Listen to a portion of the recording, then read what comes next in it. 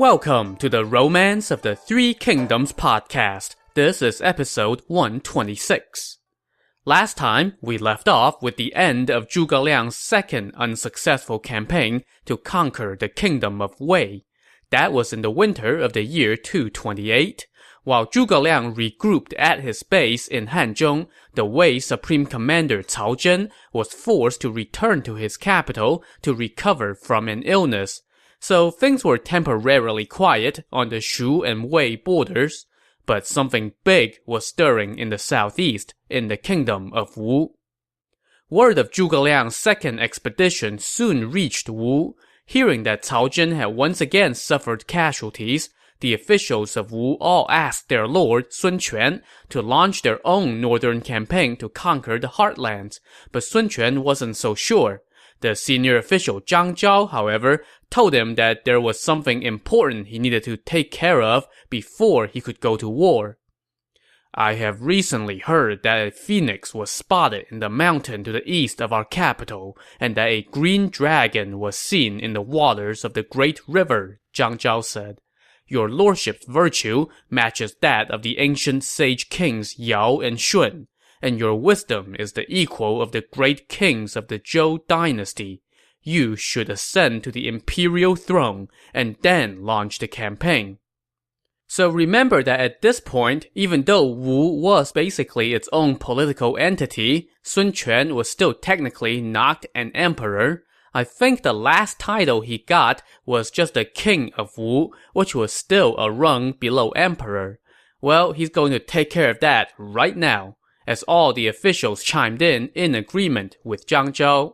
So they picked out an auspicious date and set up an altar to the south of the capital Wuchang. Sun Quan ascended the altar and declared himself emperor. He dished out posthumous imperial titles to his father, mother, and older brother. His son, Sun Deng, was named the heir apparent. Sun Quan also appointed the sons of two senior officials as assistants/guides to his heir. These were Zhuge Ke, the eldest son of Zhuge Jin, and Zhang Xiu, the second son of Zhang Zhao.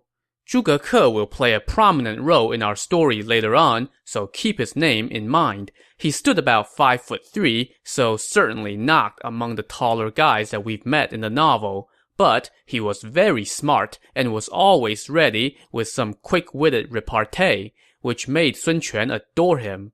When Zhuge Ke was about 6 years old, he accompanied his father to a banquet with Sun Quan. During the feast, Sun Quan, noticing how long Zhuge Jin's face was, decided to have a little fun at his official's expense. He ordered his men to bring a donkey into the banquet hall, and then he wrote on the donkey's face in chalk the words Zhuge Jin. Everybody burst out laughing at this rather mean-spirited joke. While everybody was laughing at his father, Zhuge Ke stood up, grabbed the chalk, and added another word to the donkey's face. When the people in attendance saw what he had written, they were all stunned. The poor donkey's face now said, Zhuge Jin's donkey. Sun Quan was delighted with Zhuge Ke's wit, so he awarded him the donkey. On another occasion, Sun Quan was feasting again with his officials, and he ordered Zhuge Ke to be the cupbearer, who was responsible for going around and offering every guest a toast. When Zhuge Ke came to Zhang Zhao, the most senior official in Sun Quan's court, Zhang Zhao refused to drink, declaring, "This is not the proper custom for nourishing one's old age." Sun Quan immediately seized upon this as an opportunity to test Zhuge Ke. He asked Zhuge Ke if he could find a way to make Zhang Zhao drink. Zhuge Ke accepted the challenge. He turned to Zhang Zhao and said, "Sir, long ago, the great advisor Jiang Ziya was 90 years old, and still he carried the signal banner and steadied the battle axe, and he never once called himself old. And yet you, sir, are always in the rear on the field of battle and always in the front on the days of feasting.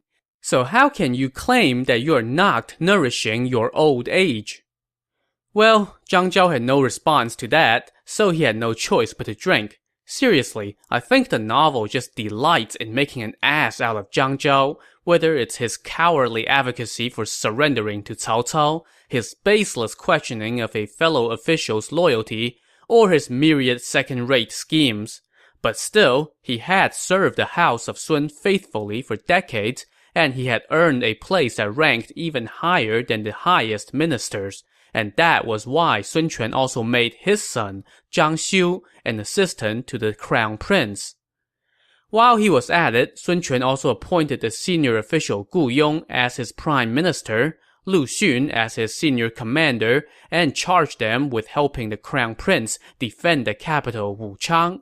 This done, Sun Quan himself returned to the city of Jianye, where he assembled his court to discuss the coming campaign against Wei. But now, Zhang Zhao spoke up against launching an invasion. Your Highness has just ascended to the imperial throne, and therefore you should not go to war so soon, Zhang Zhao said. The thing to do now is to develop your civil rule and lay down the weapons of war. Build schools to settle the people's minds, renew the alliance with Shu, and agree to sharing the empire with them. Play the long game.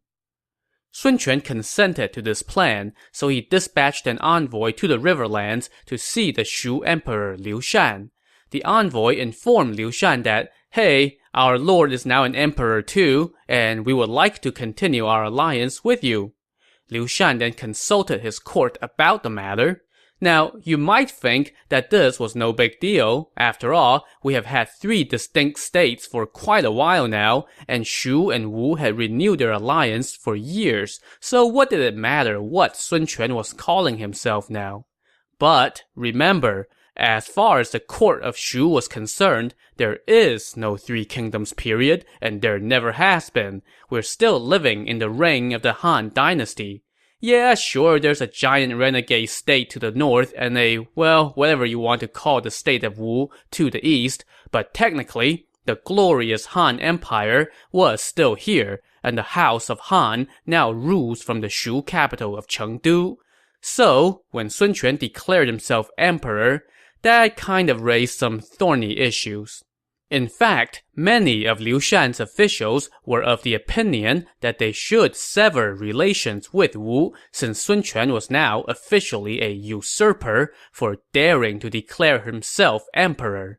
The senior official Jiang Wan, however, came up with the smartest idea of them all. Let's send someone to consult the prime minister, he said.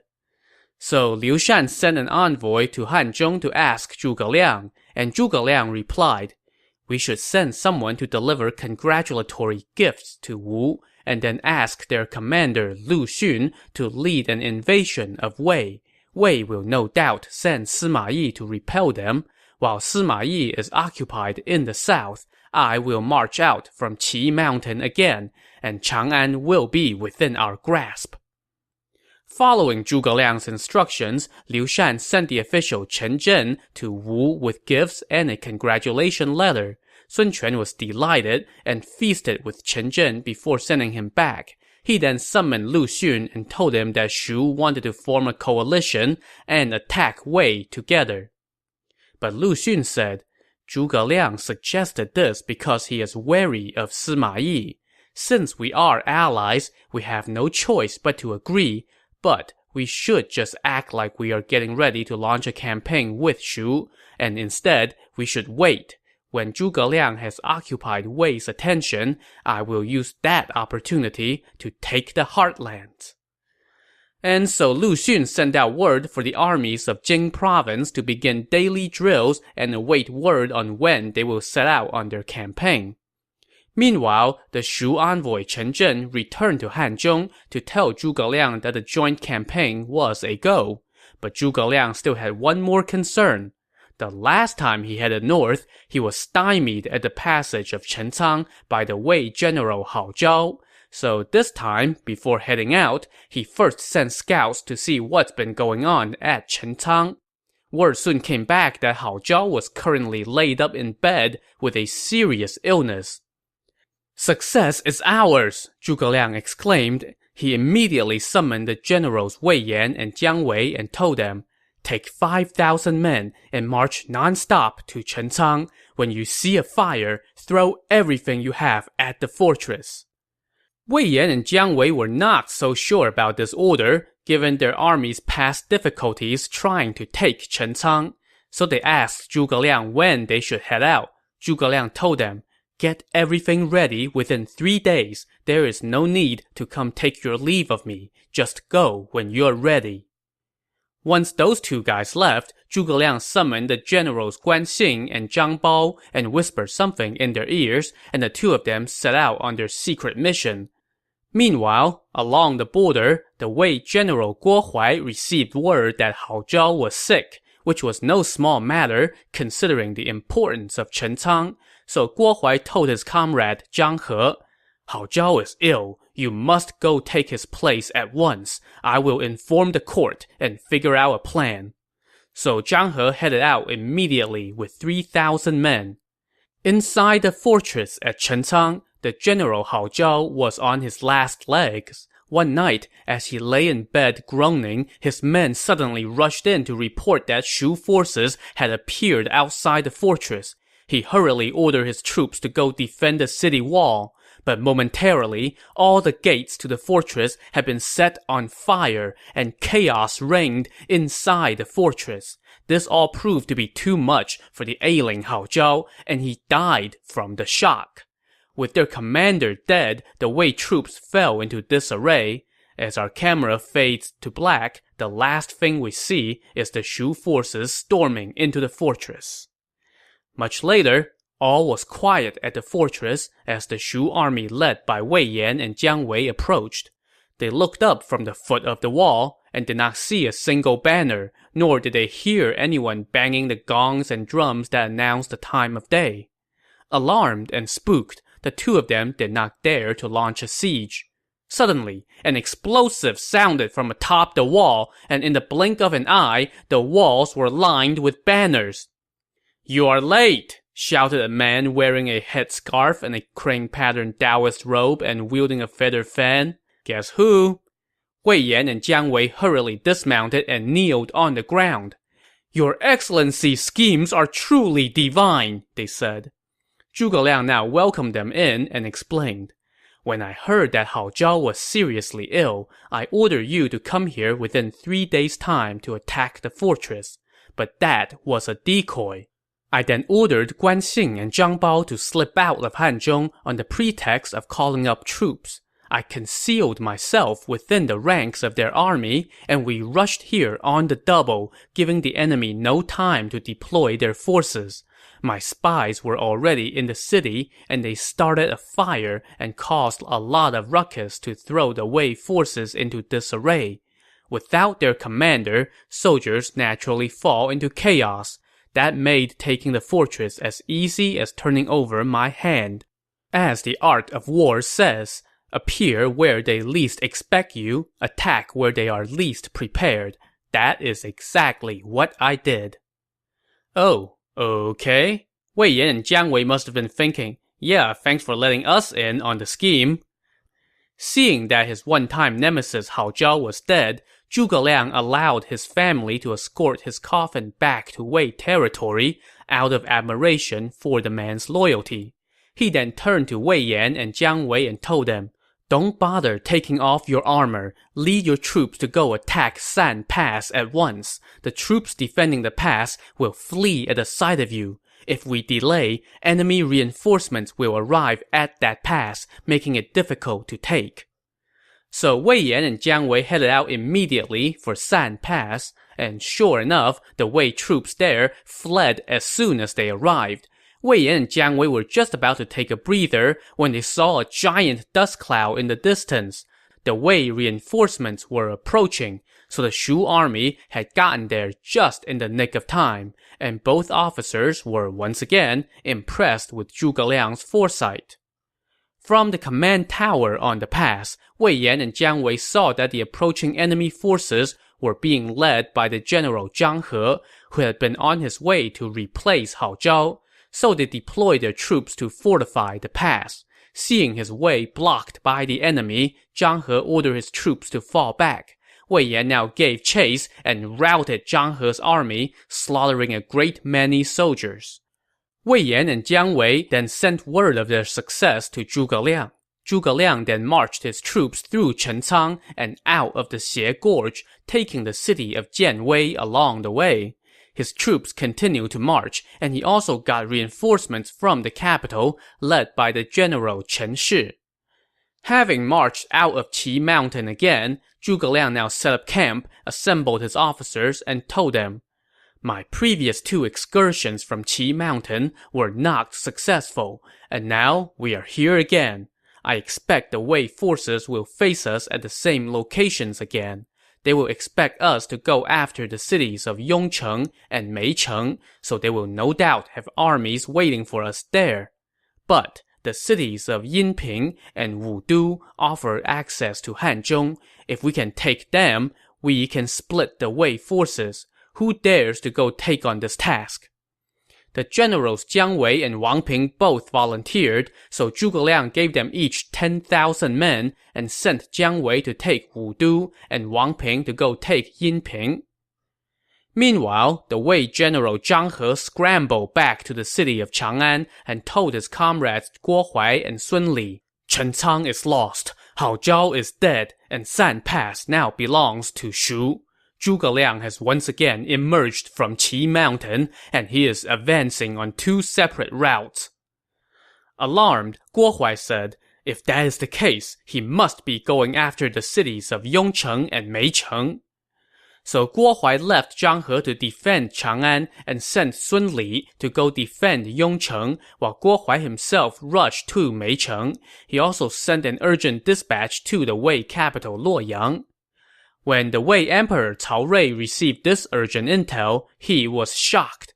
But this bad news was accompanied by another urgent report from the southeast, saying, Sun Quan of Dongwu has declared himself emperor and renewed his alliance with Shu. He has ordered Lu Xun to drill their forces in their capital Wuchang to await deployment. An invasion is imminent. Faced with crises on both fronts, Cao Rui was in a panic, and his supreme commander Cao Zhen was still recovering from illness, making the situation even more dire. Well, at least in theory. With Cao Zhen ailing, Cao Rui had to turn to Sima Yi to figure out what to do, which was probably for the better. Sima Yi told him, "In my foolish opinion, Dongwu will not mobilize its troops." "How do you know that?" Cao Rui asked. "Zhuge Liang has long wanted to avenge Liu Bei's defeat at the hands of Dongwu. It's not that he doesn't want to gobble up Dongwu, but he is afraid that we would take the opportunity to attack him. That is why he has temporarily allied with Dongwu. Lu Xun knows this as well, so he is just pretending to be getting his troops ready for a joint campaign. In reality, he is going to sit and watch what happens. There is no need for your highness to be wary of Dongwu. Just focus on Shu." "Sir, you are truly insightful," Cao Rui praised. So, to deal with the invading Shu army, he appointed Sima Yi as the supreme commander and gave him control of all the forces in the region of Longxi. Now, that meant Sima Yi was taking over for Cao Zhen along the Shu and Wei border. And that required taking the seal of command away from Cao Zhen and giving it to Sima Yi, which could prove to be a sticky situation since it won't look good for Cao Zhen. Recognizing this, Sima Yi told the emperor that he would personally go get the seal from Cao Zhen. After leaving the palace, Sima Yi headed to Cao Zhen's residence and sought an audience. After exchanging pleasantries and inquiring about Cao Zhen's health, Sima Yi said, "Wu and Shu have joined forces and are encroaching on our territory. Zhuge Liang has marched out from Qi Mountain again. Are you aware of this?" "My family must have kept this from me on account of my illness," Cao Zhen said. "Since the kingdom is facing such a crisis, why has His Highness not yet appointed you as commander to repel the Shu forces?" "I am untalented and ignorant, not up to the task," Sima Yi replied. But Cao Zhen knew better. He immediately told his attendants to go fetch his seal of command for Sima Yi, but Sima Yi pretended to decline. "Commander, don't worry," he told Cao Zhen. "I am willing to lend any assistance I can, but I do not dare to accept this seal." Leaping to his feet, Cao Zhen said, "If you do not accept this responsibility, then the state will be in danger. I shall go see His Majesty in spite of my illness and recommend you." At this point, Sima Yi finally let the truth slip. "His Highness has already given me that order, but it's just that I do not dare to accept." Delighted, Cao Zhen said, "Now you can accept this charge and repel the Shu invaders." Since Cao Zhen repeatedly insisted on him accepting the post, Sima Yi relented and took the seal. He then took his leave of the emperor and set off for Chang'an to plan his war against Zhuge Liang. So we're now in the 4th month of the year 229. In the span of the last year and a half, Zhuge Liang had launched 3 invasions of the north. On this, his 3rd attempt, he garrisoned his troops at Qi Mountain and set up 3 camps to await the enemy. Sima Yi, meanwhile, arrived in Chang'an and appointed the general Zhang He as his vanguard and the officer Dai Ling as Zhang He's lieutenant. He then led 100,000 men to Qi Mountain, setting up camp on the south bank of the Wei River. Once he was done setting up camp, he met with the generals Guo Huai and Sun Li and asked them if they had faced off against the enemy yet, and they told him no. Sima Yi said, "The Shu army has traveled a great distance to get here, and it is to their advantage to seek a quick battle. Yet they have not done so. There must be deception afoot. Is there any news from around the region?" "Our scouts have already reported that all the cities are on high alert, and there has been no surprises," Guo Huai said. "But we have not yet heard from the cities of Wudu and Yinping."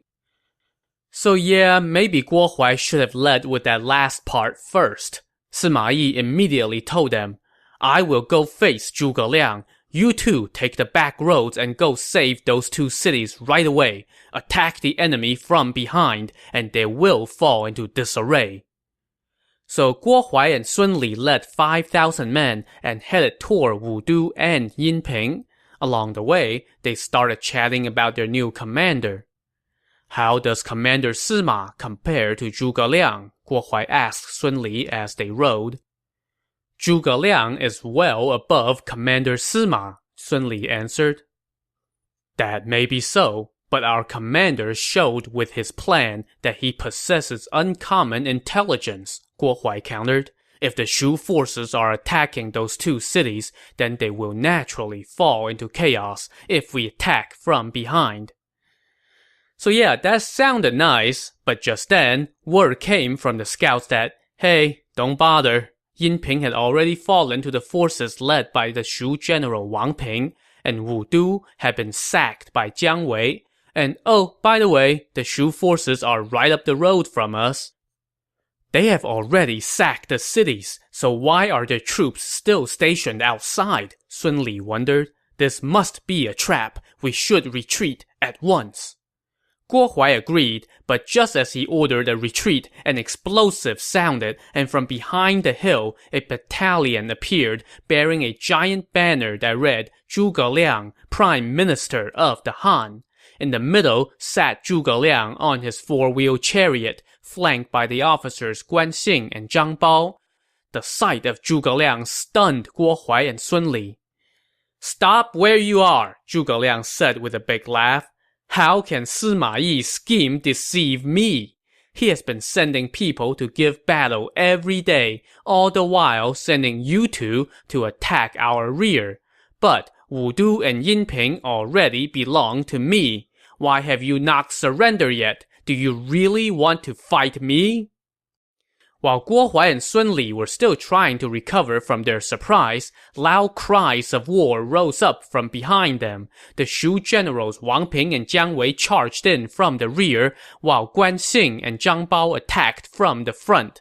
Sandwiched, the Wei forces were crushed. Guo Huai and Sun Li were forced to abandon their horses and climb up the hillside on foot to escape. Seeing them clambering up the hill, the Shu general Zhang Bao spurred on his horse and gave chase, but suddenly his horse slipped and fell into a rushing stream, taking Zhang Bao with it. His soldiers quickly rescued him, but Zhang Bao had broken his head, so Zhuge Liang sent him back to the Shu capital Chengdu to recuperate. As for Guo Huai and Sun Li, they hoofed it back to camp and told Sima Yi, "Wudu and Yinping have already fallen. Zhuge Liang ambushed us on the road. We were routed and only escaped by abandoning our horses and fleeing on foot." "This was not your fault," Sima Yi told them. "Zhuge Liang outsmarted me. Lead your troops to go defend the cities of Yongcheng and Meicheng.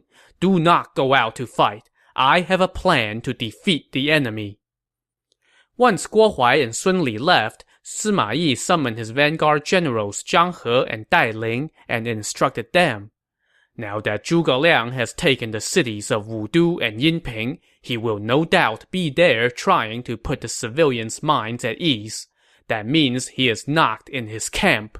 You will each lead 10,000 crack troops and set off tonight. Sweep around to the rear of the Shu camp and attack.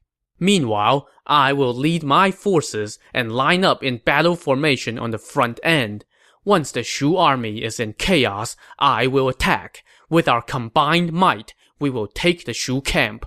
Once we control this mountainous terrain, defeating the enemy will be no problem at all." So the two vanguard officers set out, with Dai Ling on the left and Zhang He on the right. They traveled deep into enemy territory along back roads. Around midnight, they converged on the main thoroughfare, joined forces, and swept toward the rear of the Shu army. But they had not gone 10 miles before the front of the column stopped. Zhang He and Dai Ling rode up to the front to see what's going on, and there they saw hundreds of carts loaded with hay blocking their path. "Uh-oh. The enemy is prepared. We must retreat at once," Zhang He said. But just as he finished giving the order to fall back, the hillside lit up with torches and shook with the sound of drums and horns. Hidden enemy troops appeared from everywhere, surrounding the two Wei officers. From the top of the hill, Zhuge Liang shouted, "Dai Ling, Zhang He, listen to my words. Sima Yi figured that I would be at Wudu and Yinping to reassure the civilians, so he sent you to raid my camp. You have fallen into my trap. You two are no-name pawns, so I will not kill you. Surrender now." To see if the two trapped Wei officers will surrender, tune in to the next episode of the Romance of the Three Kingdoms podcast. Thanks for listening.